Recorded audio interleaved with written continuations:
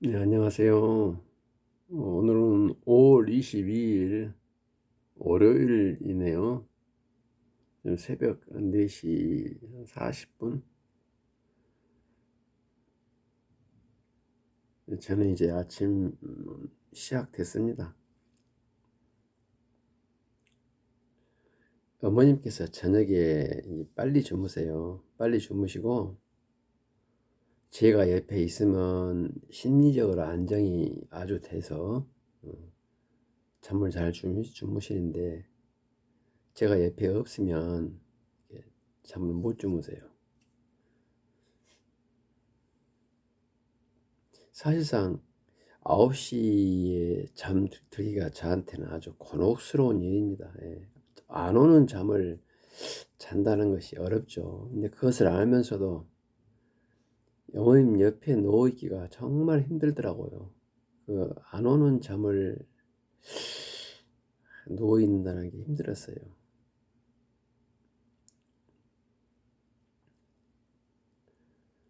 제가 어머님께서 밤에 잠을 안 주무시길래 아주 한 2년 동안 힘들었죠. 아주 힘들었어요. 잠을 잘 안 주무시길래. 그러다가 올라이트로 잠을 깨신 적도 있고, 혹은 한 서너 시간 선망현상에 휩싸여서 헛소리 하시다가 한두 시에 주무신 경우도 있고 그랬어요. 근데 2년 후에 제가 뭘 발견했는 거니, 어머님께서 주무실 때 제 손을 잡고 주무시면 잘 주무신다는 것을 2년 후에 알았어요. 그것을. 근데 알면서도 옆에 있지를 못하겠더라고요. 이렇게 밤에 9시에 잘 나가니까 제가 보통 한 12시에 잠을 드는 게 수십 년 저 생활 습관 아니겠습니까? 그런데 9시에 잘 나가니까 잠이 안 와요. 그래서 알면서도 못 있겠더라고요. 더더군다나 여름철에 이렇게 막 찜통 데이 때는 더 곤혹스럽죠. 그래서 옆에 못 있었는데 한 1년 동안 그렇게 하다 보니까 이제는 저도 잠이 들어요. 저도 그래서 지금은 9시에 잠을 듭니다. 9시나 늦어도 10시에 잠을 들어요. 그러면 이 시간대 깹니다. 제가. 지금 어머님 방금 마지막 소변을 보셨네요. 보통 한 2번, 3번 소변을 보시는데 제가 일부러 깼어요. 깨가지고 지금 4시 50분인데요. 이제 지금 주무시면 한 8시까지, 8시, 9시까지 주무십니다. 저는 이제 이때 집안 청소도 하고 밀린 빨래도 이렇게 정리하고 하여튼 오늘 하루에 해야 할 일을 다 해야 돼요. 이제 어머님 깨시기 전까지. 그리고 이제 아울러서 이렇게 말도 하고 또 제가 70세 이후로 해야 할 어떤 사업 구상도 하고 그렇게 하고 있습니다.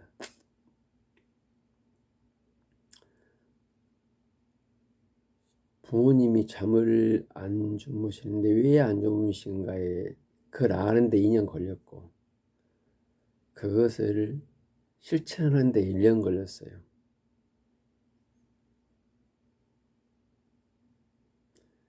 누가 이것을 저한테 미리 알려줬다면 제가 훨씬 더 편하고 어머님도 편하게 이렇게 같이 살았을 건데 정말 오래 걸렸네요. 근데 여기서 조금 덧붙이자면 그러면 왜 어머님은 내 손을 잡아야 잠을 주무시는가? 하나 공포감이더라고요. 공포감. 제가 어머님한테 요양원에 가자고 할 때 어머님 요양원에 갈까요? 그러니까 그래 가자 그러더라고요. 저는 그때 제가 그때 엄청난 실수를 했어요. 그 말을 그대로 이렇게 그대로 제가 곧대로 들어서는 안 되었어요. 그 체념식으로 하는 말이었는 것을 어머님께서도 거기 가셔도 된다고 말씀하시는구나. 이렇게 내가 아주 건방지게 해석을 했어요.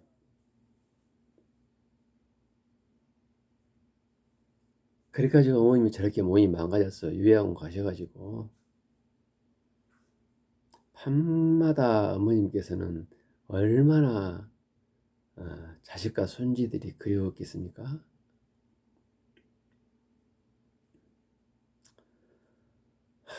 그것만 생각하면 제가 앞으로 그 어떤 고생을 하더라도 어머님을 모실 각오가 더 있어요. 왜냐하면 제가 어머님을 망가뜨렸기 때문에요. 5시입니다.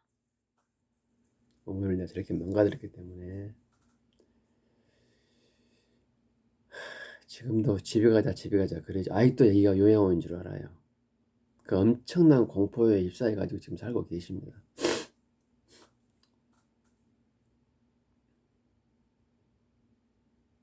제가 아주 끈질기게 이렇게 말하는 이유는 구독자가 500도 안 되는데 몇 년 동안 끈질기게 이렇게 제가 말하는 이유는 한 명이라도 더 우리 자제분들께서 가족요양 하시라고 권장하고 싶어서 이렇게 말하는 것입니다.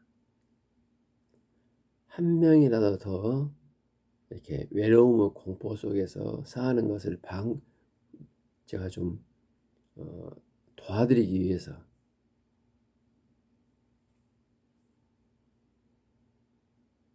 외로움과 공포가 어느 정도냐면 아직도 어머님은 여기가 요양원인 줄 알고 계세요. 그 정도로 공포가 심하셨나 봐요.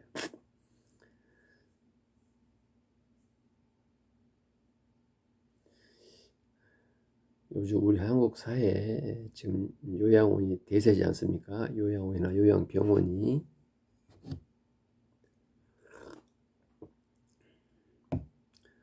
우리 선생님들 다 나름대로 이유가 있고 어려우시라 생각이 됩니다만은 부모님께서 밤에 외로움과 공포 속에서 살아가고 계신다는 것, 그리고 그것이 장기화되면 치매와 우울증으로 급속히 진행된다는 것을 아시고 남편분이나 마누라분이나 혹은 자제분들이나 손주들분이나 다시 한번 부모님에 대해서 또 더 나아가서 우리들 스스로 노후에 대해서 한번 생각해 봤으면 합니다. 그리고 이제 또 한 가지 제가 좀 어제 느낀 바로는요. 이것도 그 지금 4년 만에 제가 하나 뭐 발견이라면 발견인데요. 제가 여기서 발견이다 하면 확률이 70% 이상 됐을 때 이야기하는 겁니다. 노인들은 어떠한 현상에 대해서 저것이 진실이다, 원칙이다 말하기 위해서는 상당한 통계가 쌓여야 돼요. 왜 그런 거니? 어떤 말이나 판단이 잘못됐을 때 노인들은 바로 생매하고 직결이 되지 않겠습니까? 그래서 이랬더니 부모님이 좋더라, 이랬더니 안 좋더라, 이런 단발적인 현상을 일반화해서는 안 될 것 같고요. 상당히 많은 기간을 놓고 검증을 해가지고 그래도 괜찮더라, 이런 징후가 보이면 그때 서서히 이제 일반화를 해야겠죠. 잠시만요. 지금 어머님께서 또 선망 현상이 있으시네요.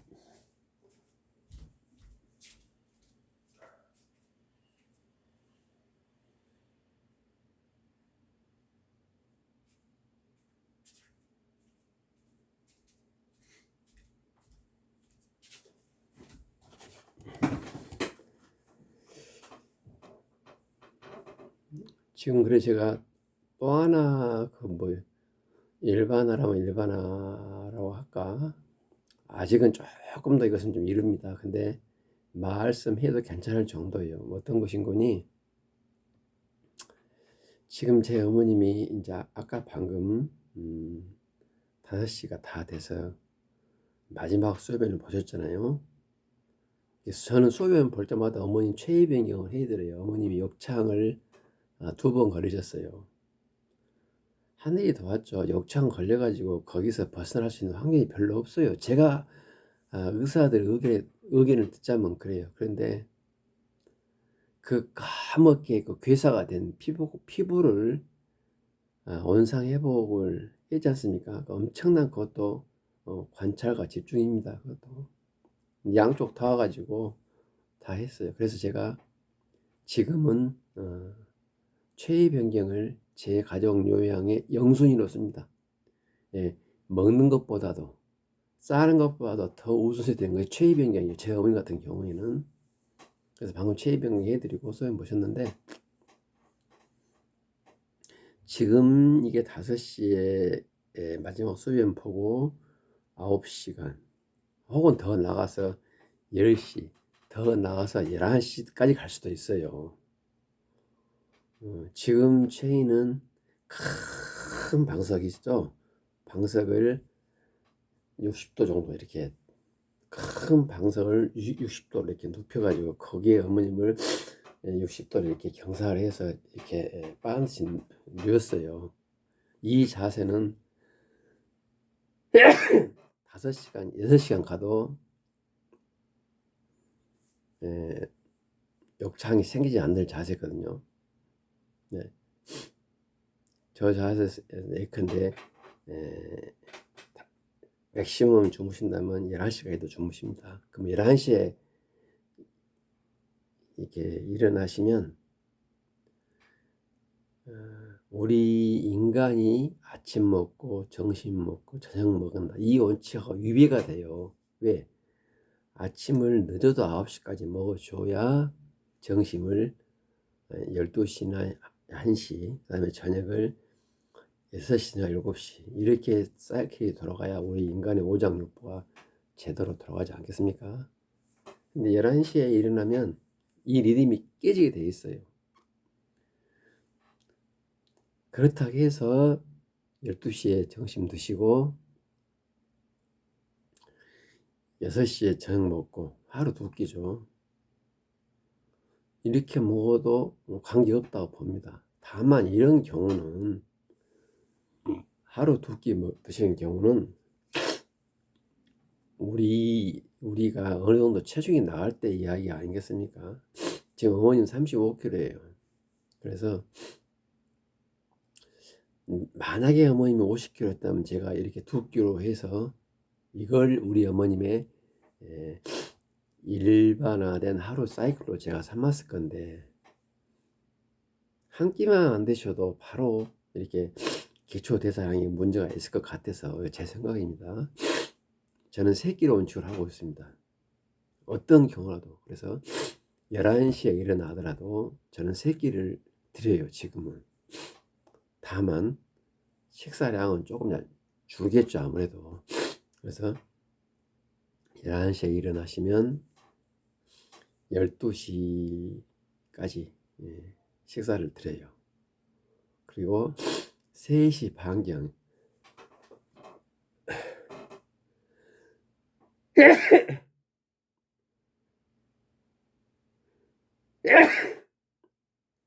3시 반경이나 4시에 또 식사를 드립니다. 아니면 뭐 5시까지도 드릴 수 있어요. 그리고 9시에 또 한 끼를 드립니다.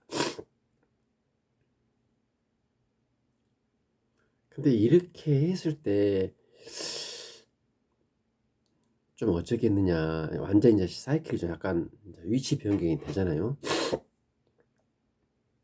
근데 그래도 관계 없더라고요. 그랬을 때 어머님의 정신 상태나 소변량, 대변량, 그 다음에 다음 날의 식사량을 지켜봤을 때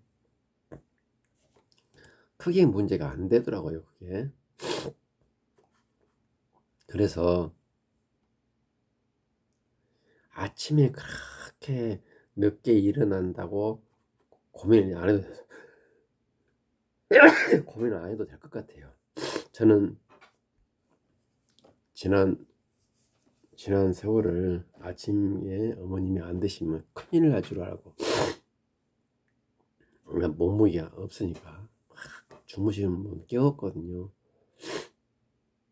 깨워가지고 식사를 드리면요, 드시긴 드시는데 5수저 드시는데 1시간 걸려요. 그것도 안전사고 위험이 매우 높아요. 왜 그러냐, 물기가 있기 때문에 기도로 들어가면 큰일 나지 않습니까? 그래서 지난 3년 동안을 아침에 이렇게 억지로 7시, 8시에 깨워서 세수시키고 양치시키고, 이마저도 엄청 힘든 작업입니다. 왜 그런 거니, 장결에 있는 사람을, 걷지도 못한 사람을 어렵게 이동 보조기구에 세워서 소변 보게 하고 세수시키고 양치하고, 이마저도 힘드는데 또 의자에 앉아서 식사를 드리면 옆으로 흘려요. 지금 온통 지금 잠기에 지금 온통 휩싸여 있는 분한테 막 밀어넣으면 좀 삼키죠. 5수저 드시면 2수저 반은 옆으로 흘려요. 근데 난 2수저 반이라도 먹여야 된다는 그런 강박관념에 그렇게 억지로 드렸거든요. 보통 8시 식사를 드리면 10시까지 식사를 먹어요. 그러면 좀 드시죠. 그리고 또 주무세요. 그럼 저는 한 5수저 들은 걸로 심리적 위안을 삼고 그랬는데, 저도 힘들고 어머님도 힘들고, 결정적인 것은 식사하는 과정에 혹시라도 모를 그런 안전사고, 기도로 들어가면 정말 안 되잖아요. 물론 지난 3년 동안 기도로 들어간 거 한두 번 있었어요. 굉장히 위험한 순간이었죠. 그것도 하늘이 도와서 지금 사신 거예요.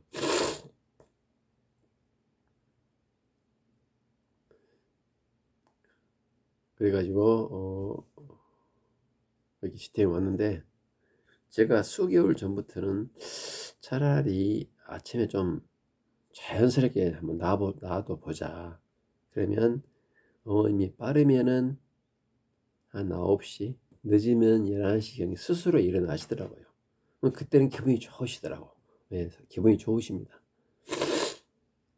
기분이 좋으시고, 말씀도 잘하시고, 식사도 잘 받아 드시고 그래요. 근데 그런 줄 알면서도 워낙 몸무게가 안 나가시니까 하루에 3끼를 드리라는 그런 강박관념에 또 깨우고 그랬거든요. 아침 7시, 8시에 또 깨워서 식사를 드렸어요. 뭐 또 이렇게 식사를 못 하시고, 이런 계속 이렇게 시행착오가 반복이 되다가 이제는 제가 한번 가만히 놔둡니다. 놔두면 어머님께서 늦어도 11시까지는 스스로 일어나시더라고요.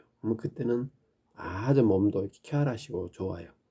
그래서 식사를 아까 말한 바와 같이 12시까지, 이게 이제 아침이죠 그때. 그 다음에 4시에 간격을 한 3시간 저는 뒀어요.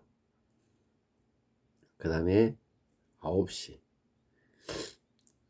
이렇게 해서 하루 3끼를 드립니다. 그러면 무난을 하더라고요. 그게, 이것이 지금 제가 몇 번 해보니까 된다고, 그래서 우리 어머님 사이클 이것이 맞다. 아직까지 조금 일러요. 왜 그러니, 아까 말한 바와 같이 10번 시도했을 때 70%가 돼야 되는데, 아직 제가 10번 중에 7번은 아니에요. 한 5번 정도 된 것 같아요. 조금 더 두고 봐서. 예래도 어머님의 어떤 몸과 마음이 건강하시다.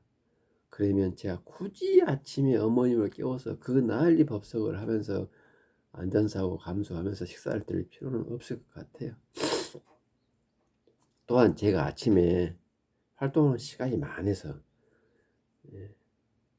어제처럼 햇빛이 짱짱 나면 이불도 좀 갖다 밖에 놀고, 집안 구석구석 어제는 보니까 호박이 코너에 썩어가지고 벌레가 있는데 뭔 갑자기 집에 초파리가 많네요. 이유를 몰랐죠. 어제는 좀 시간이 있어서 보니까 호박이 하나 썩어서 초파리가 끌더라고요. 그런 것도 사실상 마음의 여유가 있을 때 발견할 수 있는 거 아니겠습니까?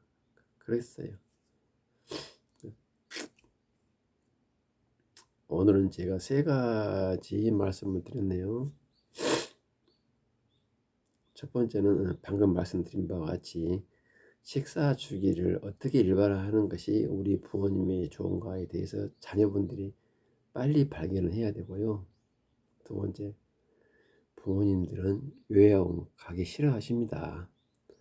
부모님이 나 요양원 보내달라 해도 그건 체념하에서 오죽하면 자식 앞에서 나를 요양원 보내달라 하시겠습니까? 그 말을 그대로 액면 그대로 받아들이지 마시라, 이걸 말씀드린 것이고요. 마지막 3번째는 요양원 가는 순간부터 부모님 외로움 공포 속에서 사시는 겁니다. 물론 요양원 가기 전에도 부모님들은 외로워요. 왜? 제가 잘 압니다. 요즘 자식들 부모님 얼마나 자주 뵙니까? 떨어져 사는 경우도 마찬가지고 같이 사는 경우도 마찬가지예요. 제가 그랬으니까. 같이 산다고 나 아침에 출근합니다. 어머님 식사하세요 먼저 갑니다. 혹은 같이 아침 드시는 경우도 있고, 점심은 어머님이 식사했는지 안 했는지 모르잖아요. 밤중에는 일 핑계로 밖에서 식사를 합니다. 친구들하고 술 먹고 당구 치고 이렇게 집에 와요. 그러면 어머님은 주무십니다. 밥을 드신지 안 드신지 모르죠. 같이 살다만 했지, 살긴 했지만 아침에 식사 시간과 30-40분 같이 있는 것이 수년째 제가 가져온 부모님과 면담 시간이었어요. 그게 어찌 모시는 겁니까? 그러니까 같이 살아도 부모님이 밥을 드시는지 안 드시는지 모르고 떨어져 있으면 당연하고, 그래서 부모님은 같이 살아도 외롭고 떨어져 있어도 외롭습니다.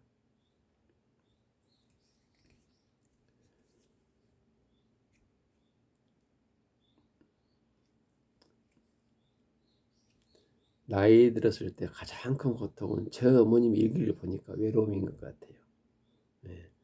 굳이 여러분들 부모님 뵈러 가실 때 맛있는 과일, 비싼 이렇게 뭡니까 무슨 소고기 이런 것 굳이 안 하셔도 돼요.